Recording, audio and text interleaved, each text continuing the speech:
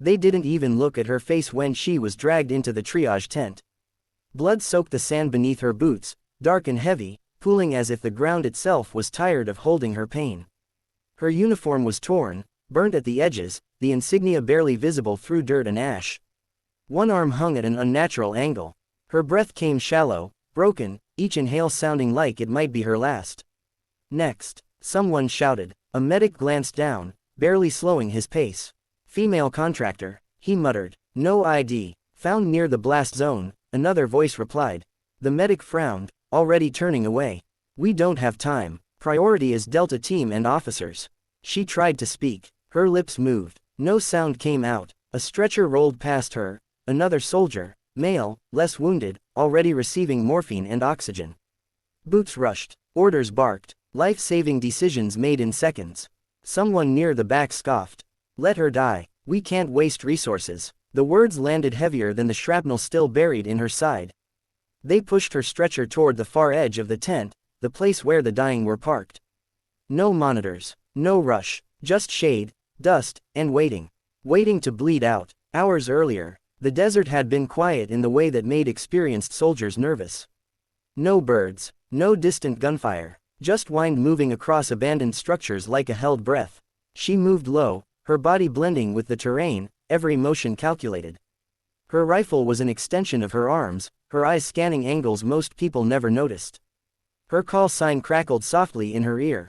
Valkyrie, confirm visual. She exhaled slowly. Visual confirmed. Hostiles entrenched. 8 minimum. Possible IEDs. Her voice was calm. Too calm for someone crawling alone toward a fortified compound. She wasn't supposed to be alone. But plans change in war. The rest of the unit had been diverted. Ambush, wrong intel, chaos. She volunteered to proceed solo. Not because she was reckless. Because she was capable. What command didn't know, what no one outside her classified file knew, was that Valkyrie wasn't just attached to the operation. She was the operation. The explosion came without warning. A pressure wave slammed into her body, throwing her like a rag doll. Fire, noise, pain that erased thought. She remembered the taste of blood. She remembered dragging herself behind cover, fingers numb, vision blurring. She remembered keying her mic one last time. Objective compromised, package secured, I'm hit. Then darkness. Back in the triage zone, the sun had shifted. Shadows stretched. She was still alive, barely. A young medic knelt beside her, hesitation written all over his face. He checked her pulse, weak, thready. She's not dead yet, he said quietly. A senior officer glanced over. We're overwhelmed. She's not military. Move on. The medic swallowed. Sir, her boots. What about them? They're issued. Special forces issue. The officer looked again, annoyed now. Lots of contractors wear surplus gear. The medic reached closer, brushing dirt away from her collar. Something metallic glinted beneath the torn fabric. A chain, a tag, not civilian, not contractor. He froze. Carefully, he pulled it free. The letters were worn, scratched, almost invisible, but unmistakable. U.S. Navy SEALs. Blood type. O. Call sign. Valkyrie. The medic's breath caught. Sir. His voice cracked, louder now. You need to see this. The officer stepped closer. Read the tag. Color drained from his face. Get her back on a table. Now. But sir. You said. I don't care what I said. He snapped. That's a SEAL. The tent erupted into motion.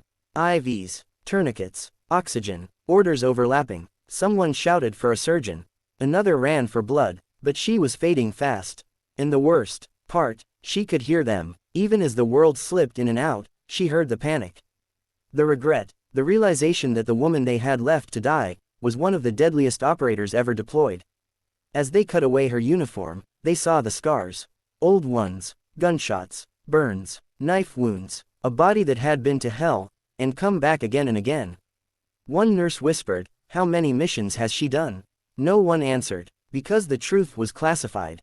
Her heartbeat faltered. "Stay with us," someone yelled. A surgeon pressed down hard. "She's lost too much blood." The medic who found the tag clenched his fists. "Don't let her die," he whispered. "Please." Because now they knew, and knowing made it worse. They hadn't just ignored a wounded woman. They had almost let a legend bleed out in the dust. Her eyes fluttered open for a second. Just a second, enough to lock onto the medic's face. Her lips moved again, This time, sound came out. Low, rough, unbroken. Did we get it? The medic nodded through tears. Yes, mission success. A ghost of a smile touched her lips. Then everything went black. The operating tent fell silent except for the steady beep of the heart monitor. Too slow, too weak. The surgeon wiped blood from his gloves, his jaw tight. She's crashing. Another unit of O negative. Someone shouted. We're out, came the reply. For the first time since the war began, panic spread without gunfire. Because this wasn't just a wounded soldier anymore. This was a SEAL, and not just any SEAL. Minutes earlier, before the blackout, her mind drifted, not toward fear, not toward pain, but toward memory. Cold water, darkness, the weight of the ocean pressing in from every direction. Don't fight it, the instructor had said years ago. Panic kills faster than lack of air. She remembered holding her breath until her chest burned, until her vision narrowed, until her body begged to quit. And she hadn't. She never did. A voice pulled her back. Come on, Valkyrie, stay with us. That call sign, only one group used it like that. Her fingers twitched. Barely, but enough. She responded. The medic yelled. She's still here. The surgeon leaned in closer. Listen to me. If you can hear me, squeeze my hand. Pain exploded through her arm. But she squeezed. Once. Weak. The tent erupted again. Outside the medical zone, word spread fast. Too fast. A Navy liaison officer stormed through the dust, eyes wide, disbelief written across his face. Is it true? He demanded. Is Valkyrie here? No one answered him at first. Because no one wanted to say it out loud. Yes, the medic finally said. They almost lost her. The officer closed his eyes. Do you have any idea who she is? He whispered. They didn't. Not really. They knew the name. Rumors. Whispers passed between units during long nights. A woman who shouldn't exist. A ghost who operated where maps ended. A SEAL whose missions were erased before reports were written. The one sent in when extraction wasn't planned.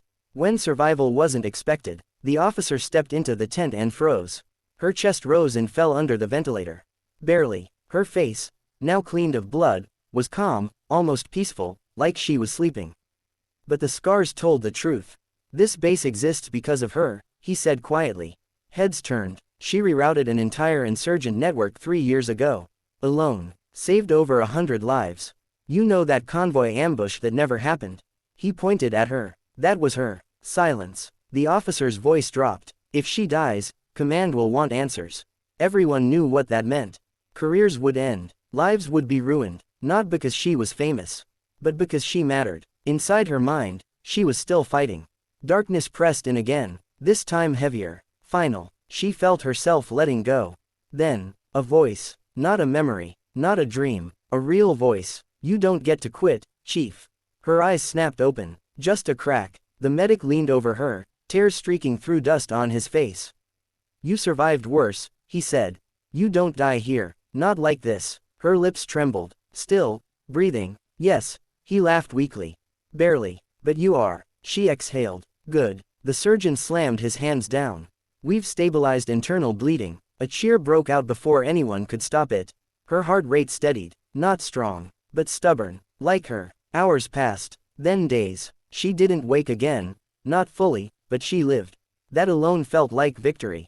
When she finally opened her eyes for real, the world was quiet.